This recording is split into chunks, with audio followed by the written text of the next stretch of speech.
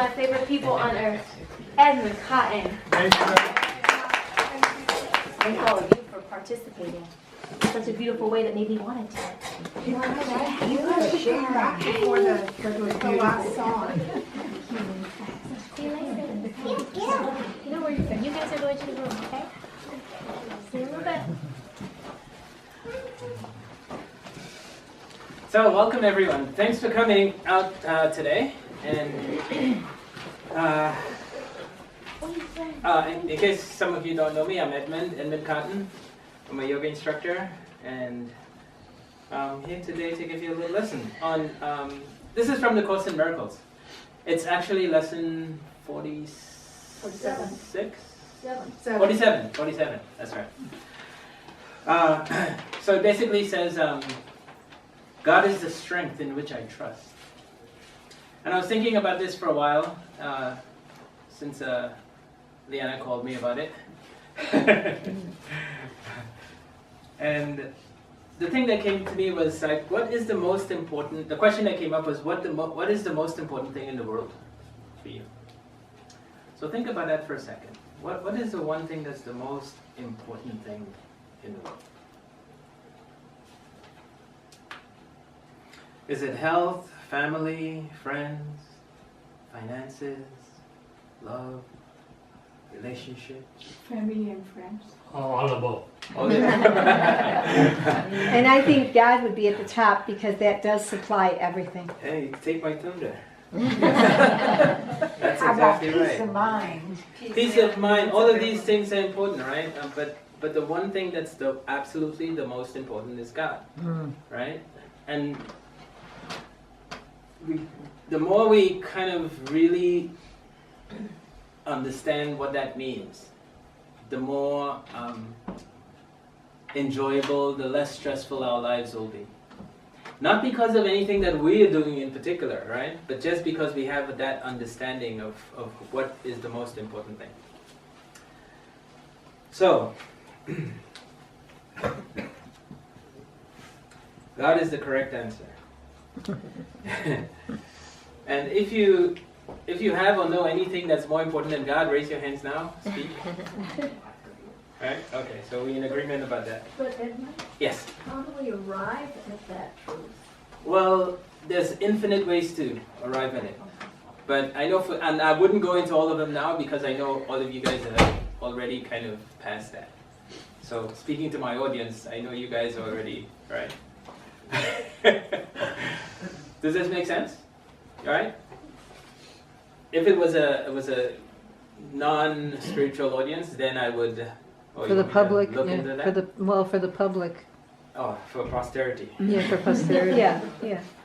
If it was a non-spiritual audience, I would really go into all the things that you need to do. But really, life as we live it is going to give you some experiences, whether you prepared for them or not, to bring us to this awareness, right? Everything that we do in life is really kind of nudging us towards this awareness. So, good that you guys are already here, right? Already in that awareness that God is the most important thing. Now, that's kind of like an intellectual understanding, right?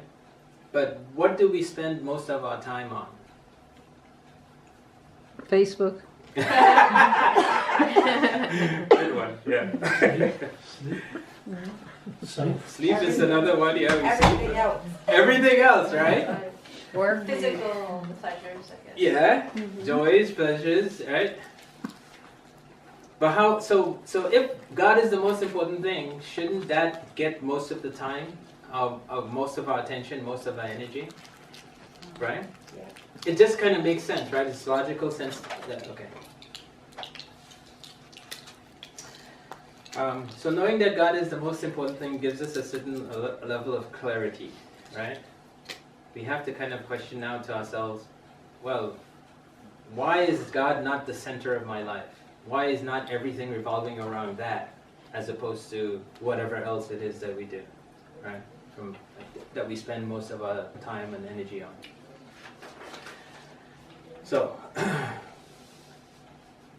If God is not at the center of our lives, then what is and why is that thing given more importance and value than what we know and we just agreed on is the most important thing? Clearly, we need to make a change if anything but God is the center of our lives, yes? So the next question is, how do we make God the center of our lives?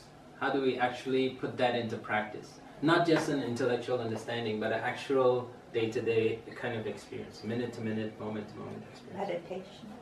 Say again? Meditation. Meditation is, yes, we were going to get to that too. But the simple answer is time management, right? Because if God is at the center of our world, it means that we're spending most of our time and energy focused on that.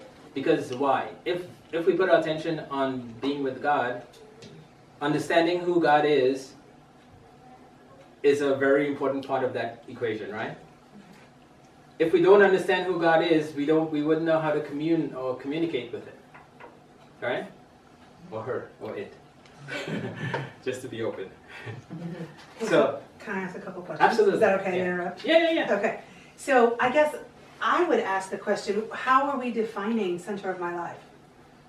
Center Good. of our lives, right? Yeah. I mean, and then I would interject that the goddess sees everything and knows everything, and we can be in timelessness as well. And so I think that, well, time management is important. I mean, heaven knows it's part of what I teach all the time, right? But it's also, we can reach a state of timelessness and eternalness Absolutely. in spirit. And so, so I guess I'm wondering about those two things. Like, first, how are we defining? So, I mean, like, it's not like I have to tick the box and say, okay, I did this for like 12 and a half hours of my Right. day, which is more than my full, I mean, Right. let's, Yeah, that's absolutely the path that I'm getting into. Okay, So all good. those things will be answered. foreshadowing. Yeah. Yeah. It's good because this is why I wanted to ask the question in the first place. Because if we think about it, right, then we'll start to think about, well, how can I do this, right? And so we have to have a clear understanding of what God is, because if we think of God as like one of us, like a friend, like we have or something, and you say, how much time can I spend with my friend? Well, it's kind of limited, right?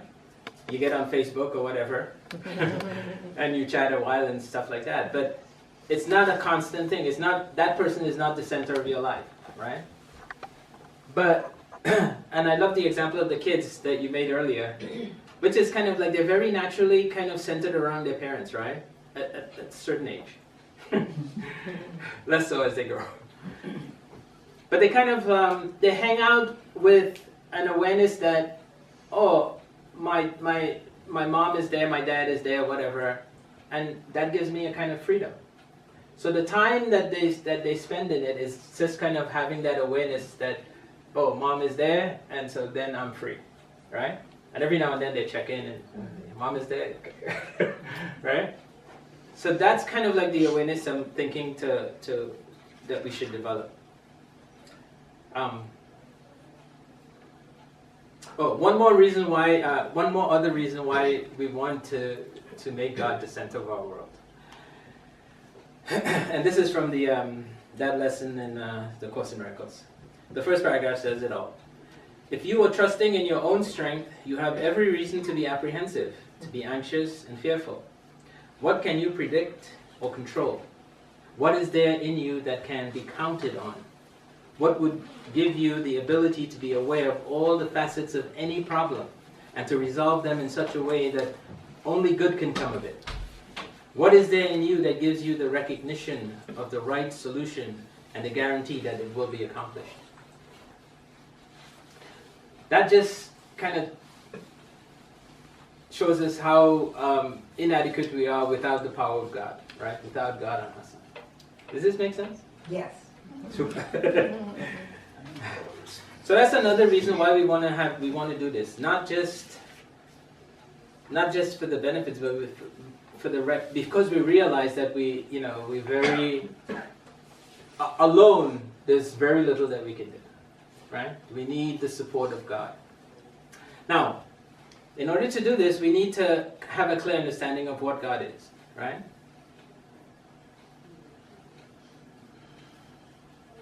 Oh, I jumped ahead. Hold on.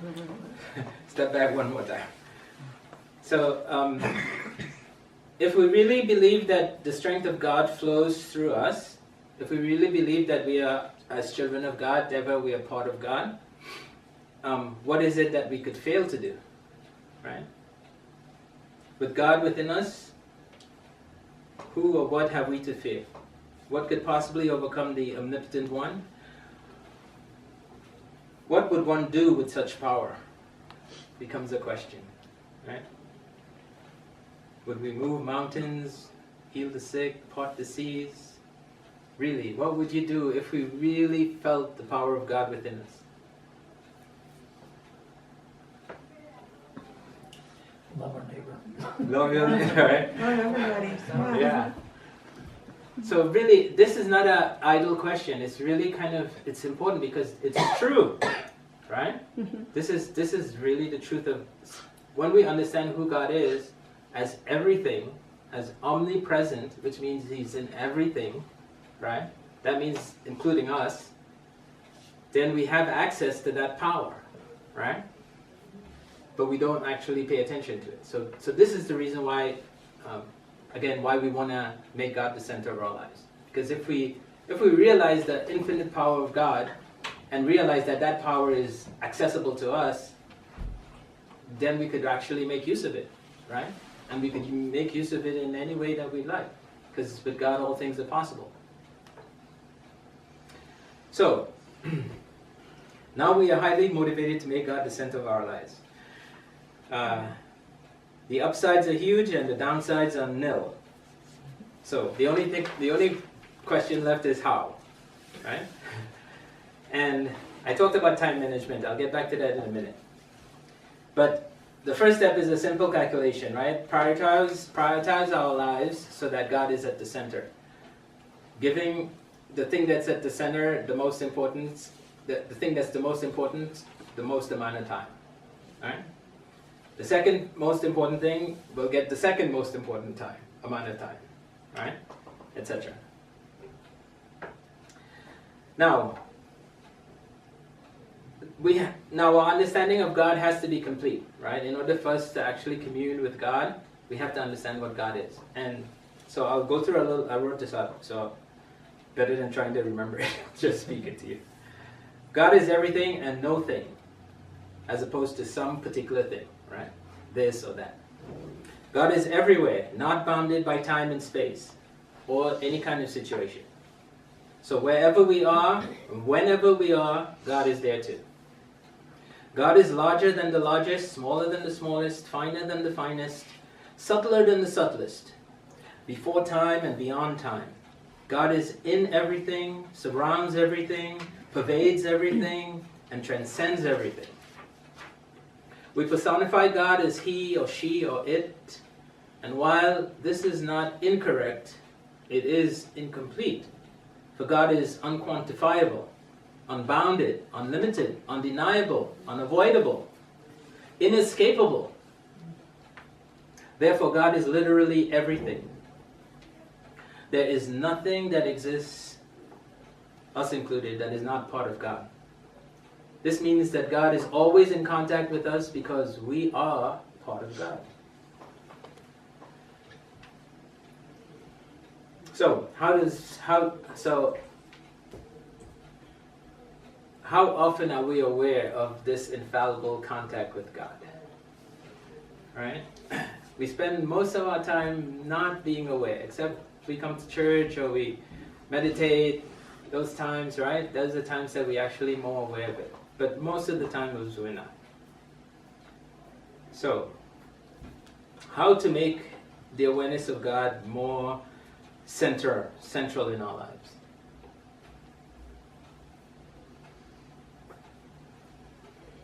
So, because God is omnipresent, we can commune with God at any time, anywhere, with anything. And this is a kind of like an insight. If it's true, then anytime I'm speaking to someone, I could see that person as God, and right? That's just the remembrance of it will bring God into that equation, right? In a very visceral kind of way, right? everyone that I see is an expression of God. Everything that I see, all the plants in nature, the sky, everything is an aspect of nature. So by recognizing that, I have access to God at any time, any place, right? Does this make sense? Yes. Okay, so that's the key. All right. So, how do we actually commune then with someone else? All right. So, first step is to recognize that we can. Second step is to how. And the simple application is that, well, we notice that most of our attention is on things of the world, right? We always distracted outward into the world.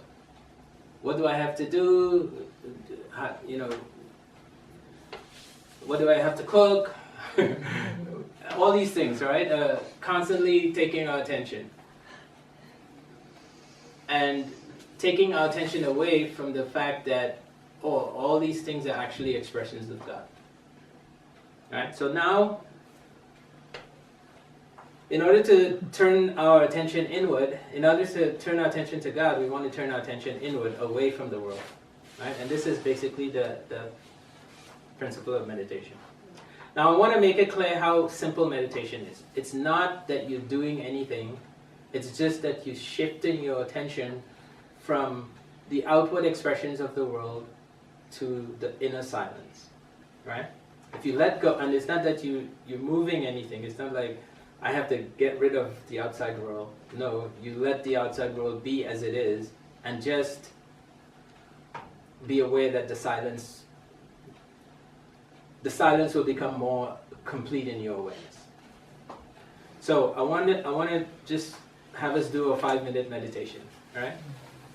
Now, when you close your eyes, I just want you to kind of like think of letting yourself sink deeper and deeper into the silence, right? There's nothing to do. I'm not going to give you any mantra or anything like that. Just sink down deeper and deeper into the silence by letting things be as they are. Whatever comes into your awareness, notice it and let it be. Okay? Alright, so sit comfortably.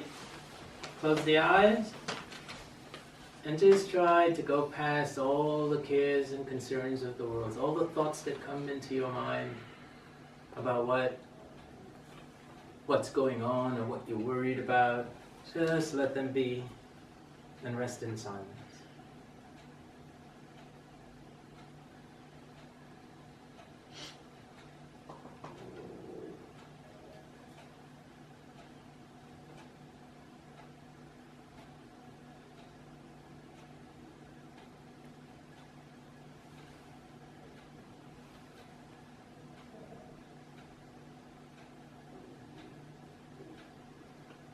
Notice all the sounds you hear, the clock.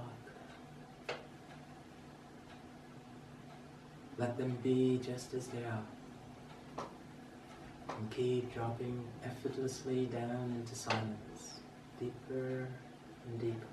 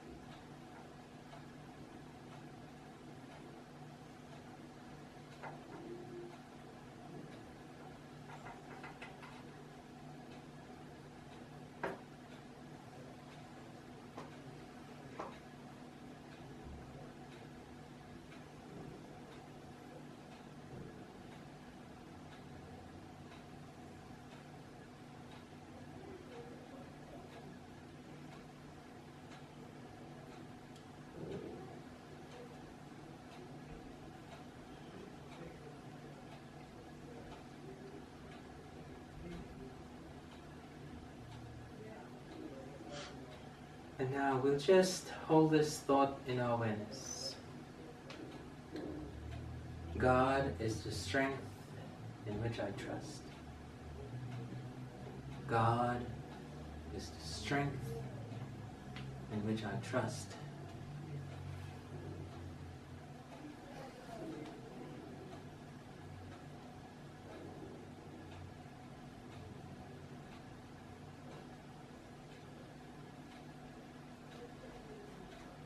Keep relaxing deeper and deeper into the silence.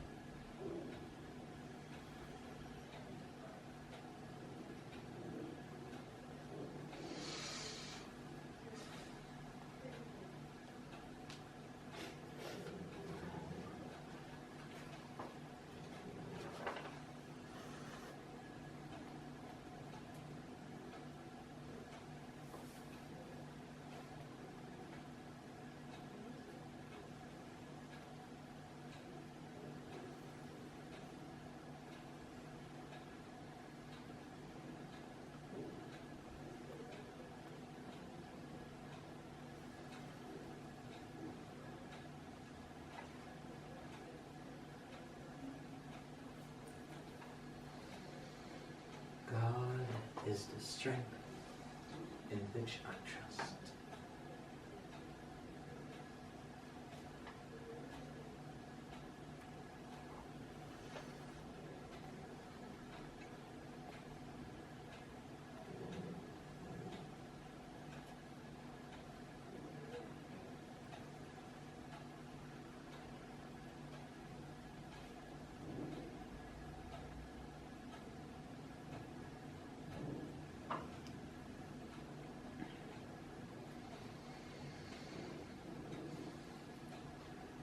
And now, slowly, slowly, take a minute, slowly open the eyes. Do not rush.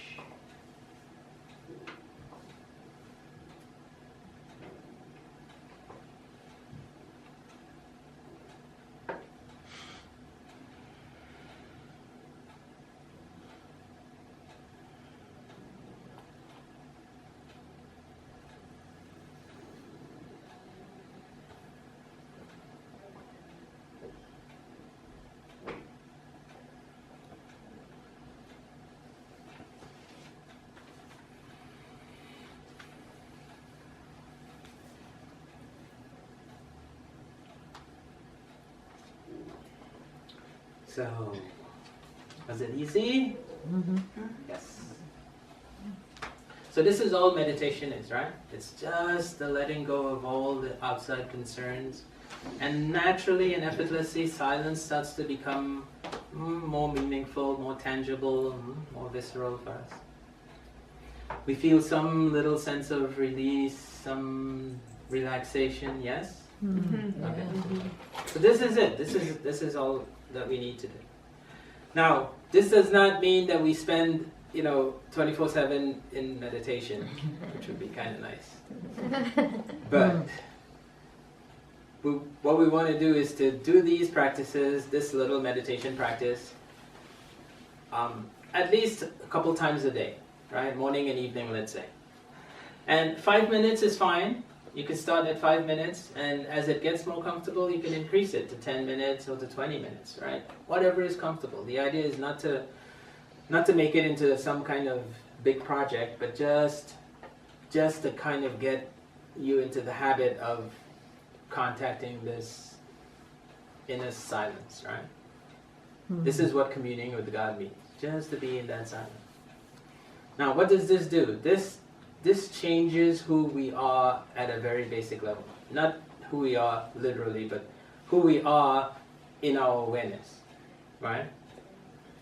In other words, the things that would typically make you angry, let's say, or upset, they're going to have less of an impact on you.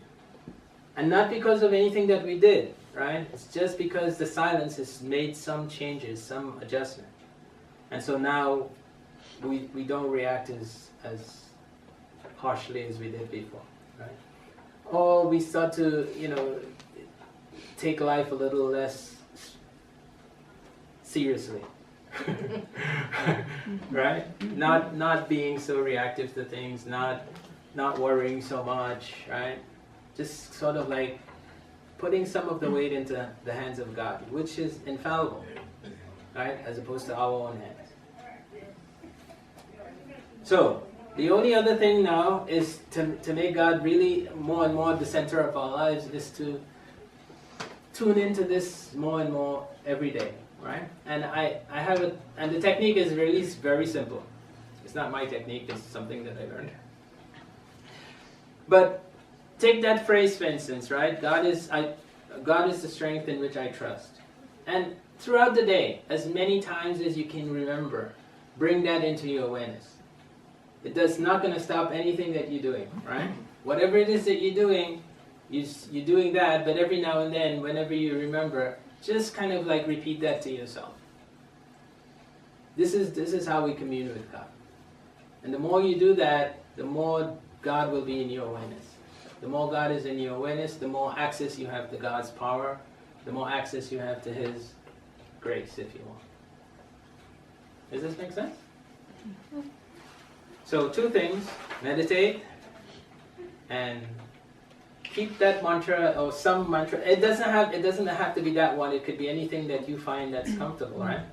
What was the one for the day? The lesson for the day? There's nothing to fear. Right? Mm-hmm. It doesn't matter what it is, but we want to keep it in the front of our mind, so to speak, right? Mm-hmm. And yeah. So I think that's all I got. Thank you. So any questions? Quickly? Yes, Yeah. I want to say that God is in everything. That's one of the lessons Yes. in the Course in Miracles. God is in everything. So if God is in everything, then you're always with God. Well, no. No matter what you do, God is here all the time. Yeah, He is, but we're not Or always it. aware of it. It's a big difference, Well, right? I think God is, that's my point too. Whether you're aware or not aware, God is in everything. And unawareness, Correct. awareness. But the awareness of Him will make the difference. If you're not aware, it's like if I have a diamond, right, and it's in my pocket and I forget I have it, I can't spend, I can't do anything, right? Yeah, Jerry. Sorry. Tag along with what Vera was saying. One of the exercises I try to do is I recognize the name of God, of Jehovah, the I am, the I am. I recognize, regardless of what it is, there's a spirit behind it. Yeah. And if I look at that spirit and become aware that even though it may look like a material object, there is a spirit behind it. Like chair, for example. Looks like a chair, but the spirit is it's a place to sit down, to provide comfort. And if I keep my awareness on that, I could keep God centered in my life. And I call that a Christian witness, not going out and testifying there's a man that died on a cross 2,000 years ago, but one of the Course lessons is also, developing vision over sight. And, trying to be mindful of the vision of the spirit behind all the material world. I tell myself I'm a spiritual being having a human experience in a spiritual world, not in a material world. And that helps keep the God centered. Very good. I wanted to mention that a friend of mine, a male friend, I'm always so busy and I'm a caretaker for so many people. And there does get to a point where you realize I got to find a way to stop and slow down. And one of those is that once you do find meditation or whatever you want to call it, but that spirit within and God, you almost can go into a hermit mode because it feels so good. And this friend of mine said, I could never stop. I was always out here, the answer's out here. And he said, and I taught him how to meditate, and he says, once he did that, he said, I can understand why monks want to be monks forever, or why, because of the spiritual joy that you finally come to a center, a grounding. And he said, it's so beautiful, but he's learning to do that. But he thanked me because he said, finally, I understand. There's an understanding of all things and all beings and the connectedness of all things in that center and that quietness. And that's what I find too. There's such bliss in that. And but you have to learn to take that outward and also use that, and like you said, in a non-reactive way, but in a way that's still powerful and subtle. Yeah, and I want to, all those are fine points, right? And I just want to reiterate again, it's not something that we're doing. It's not some kind of technique, right? This communion with God is not something that we're doing. It's something that just is. It's running through us, right? Like Vera's point is really important. You could be in the presence of God and not be aware of it. It doesn't help at all, right? Well, not much. Right? Because it's absolutely true that we already are a part of God.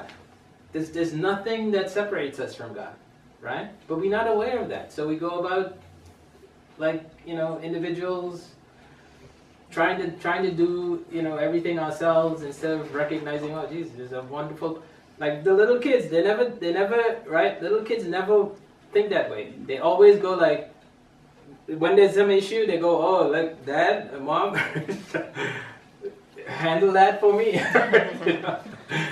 Right? They want something, they go to the mom, they go, hey, can I have this or what, right? They know where the source of power is, and that's what they use. So that's kind of like the thinking we want to develop, right? It's really easy to just make that little shift, right? I'm not going to try and do everything myself, because how is that working out for us? Right? So let's just shift the awareness a little by just keeping some little tool to remind us, right? Yeah.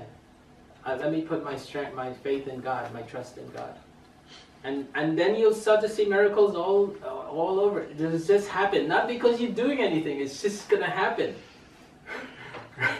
It's happening. Yeah. Right. Yeah. Okay. So, is it good? Very good. Thank you. Thank you. And we have a sound. We have a sound from Stevie Wonder that kind of reminds us. So we'll do toning with Brooke. Oh boy. Here we go. I'm excited. Oh my. Well, I was supposed to sing a song today, but I decided not to. I decided not to because I couldn't do it justice. I love Stevie Wonder. I think he's like probably one of the greatest songwriters of all time. Besides a whole bunch of other women and men, they're just, on all of our hearts and minds. But I knew that I probably was not going to have a drummer, and I knew I wasn't going to have a saxophonist today. So I'd rather do that when I can have drummers and saxophonists, and we can have like a real jam session. But you do have. We have drums for both and Tony, which is pretty special. I don't want to drum. So I'm learned, like I can dance and sing at the same time, but I have a really hard time playing percussion and singing at the same time. Okay. It's something I have to learn. Who wants to drum? Yeah. Anyone want to? Takers, perfection is not welcome here. Just joy. Vera. So I actually thought before we drum, what we do, it will only take about 1 or 2 minutes, and then we'll vocal tone for a couple minutes. I was thinking about today, not just not being in a worrisome state, but also being in a state of, I use this word a lot, bliss and ecstasy. They're words that we don't use a lot and words that we don't always associate with being human. But I do my best to get myself into higher states of consciousness more of the time, without drugs or alcohol or anything that's unhealthy or unsafe for me. So I feel like moving your body and chanting and drumming and meditating, those are all ways that you can get yourself in more blissful or ecstatical states on a regular basis. And that's when you can perform miracles on a steadier stream. So I guess we will start off with doing some movement. So I'll just drop these. I had a toddler come into the hole in the wall yesterday, and they were just throwing like cups on the floor. And there was still a cup on the table, and I was like, I'm gonna throw it on the floor too. And we all had a good time, so just throw things down. So I think if you want to stay seated, you can stay seated, obviously. But if you want to stand, it won't take up too much space. Do whatever's comfortable for you. I'm gonna moving around in front of other people isn't like super comfortable. We're gonna get comfortable with it. If you don't go to like Oh, I Zumba have class, it's myself. hard to get comfortable. Because you're like, I don't care anymore. Here we go. So I think what we're gonna do is we're just gonna shake our shoulders up and down.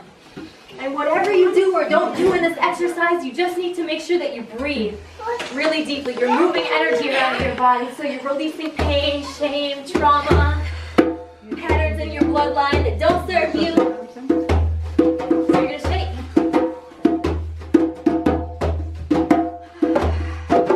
And this one's pretty silly.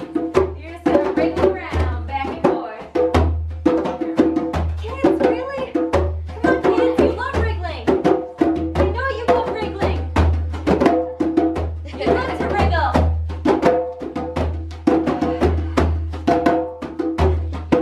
And you're gonna take your arms out in front, you're gonna shake your arms. And we're gonna hold here for like 15 seconds because you're raising that energy high.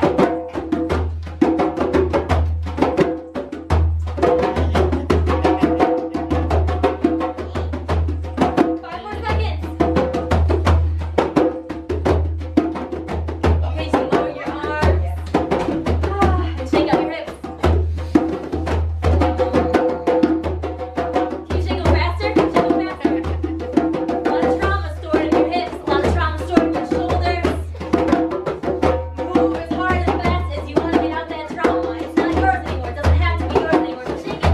Carmelita, you always shake it. Shake it, Carmelita. Alright. I think the last good way to do is always this. You take your hands and also always take your feet and shake them. Any type of bouncing or shaking is phenomenal for you.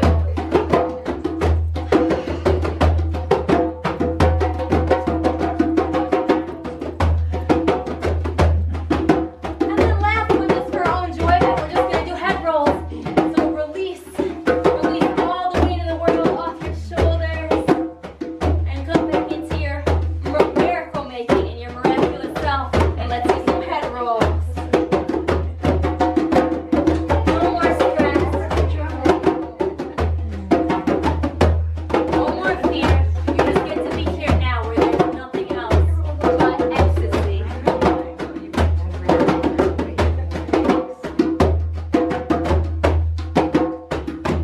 And give yourself a round of applause.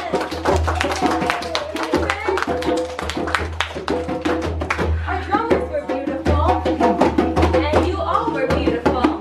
So now we have, I think, like 2 minutes of vocal toning, and then we'll be done. I pulled some cards for you because in each of these angel cards by Stuart Pearce, who's an award-winning astrologer and vocal coach. He actually did a lot of readings, like for Princess Diana when she was alive, things like that. He works with a lot of Shakespearean actors. He channels angels as well, and each angel has a different vocal tone that you'll use for whatever this angel is trying to invoke within you. So I guess we will start with Archangel Jophiel, who is the angel of meditation. Here's what it says about this. Finding stillness in detachment helps us towards the angelic freedom evoked by meditation.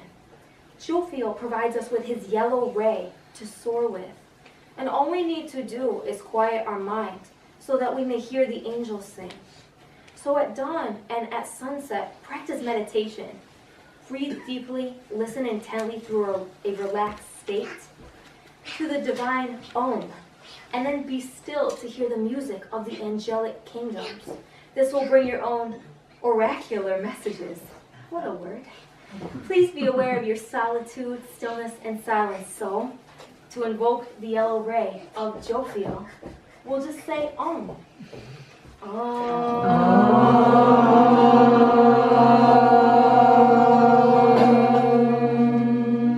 2 more times. 3 is a magical number.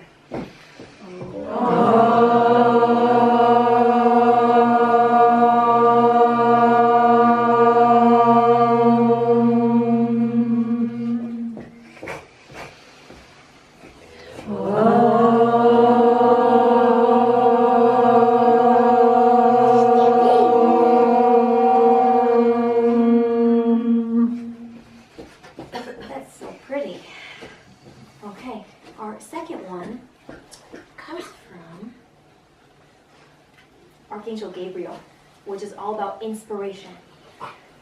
He says, take a deep breath and visualize your breath force as a beautiful blue light filling you.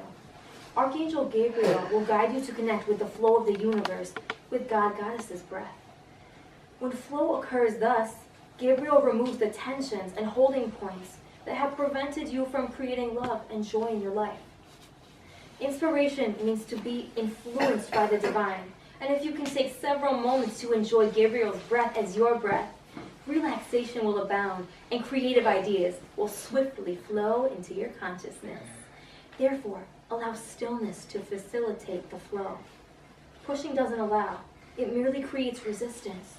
So chant, this is funny to me, it sounds like ramen, but it's not. Ra-amen, 3 times for the channel of angelic inspiration to remain open, and yet protect yourself with a golden light around your aura as you move through the business of life. Thereby you will protect the exquisite vulnerability of your soul's truth. So I guess a golden and blue light. We will chant Ra-amen 3 times.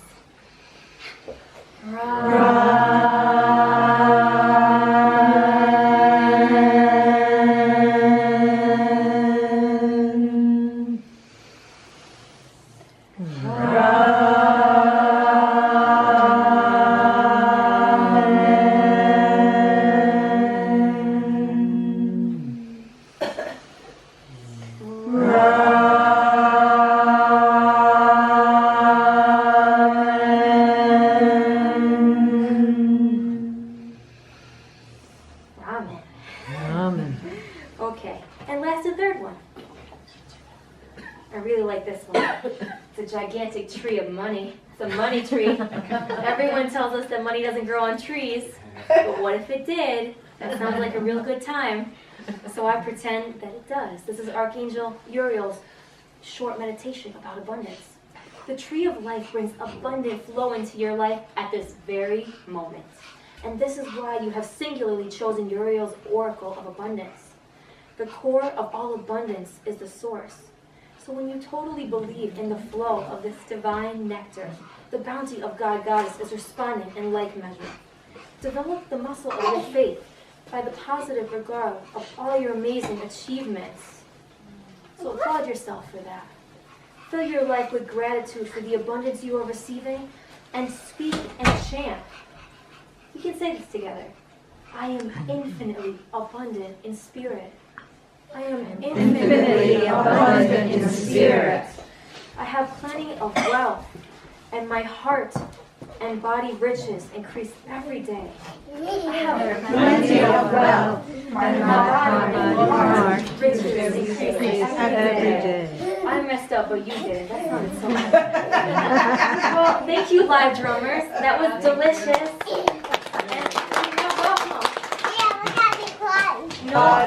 Good, omnipotent.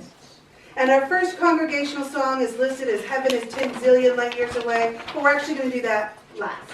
So instead, I'm going to point you down to the last congregational song, which is just right here at the bottom, called Dropping Down, on the third panel on the front. Dropping down. Let's drop together. And so Rose sent me a note rather later this morning than expected, which was totally fine, asking me to make a modification on the bulletin, which I developed, yes. And so with the change, there was just all of this open space. And I was sitting on my couch, leaning there, trying to figure out what to put in the space, and my orange and white cat, Cromwell, comes up to me, and he starts rubbing up against my head and headbutting me all over here. And so that is why we have a picture of the 2 cats greeting one another, which is what we just did. We greeted one another in the same way that the cats did. So that's why that's right there next to greet your neighbor. And that was just my little moment of flow this morning that I'm delighted to share. To have a very special gift. And we had to travel like 2 hours, and it was back in the town that had this amazing thrift store that is run all by volunteer. And as I stepped in the door, there's this beautiful Madonna plant, white, everything so beautiful, free. I mean, God just put it there because I kept thinking I must have a good gift for my friend Mary, who is like a saint. And it was free. I mean, yeah. That's Amazing. fabulous. You all stand and join me and we'll make our little love circle. And we'll be singing that song and saying that prayer. So if you want to stand on this side, if you don't know the words, you can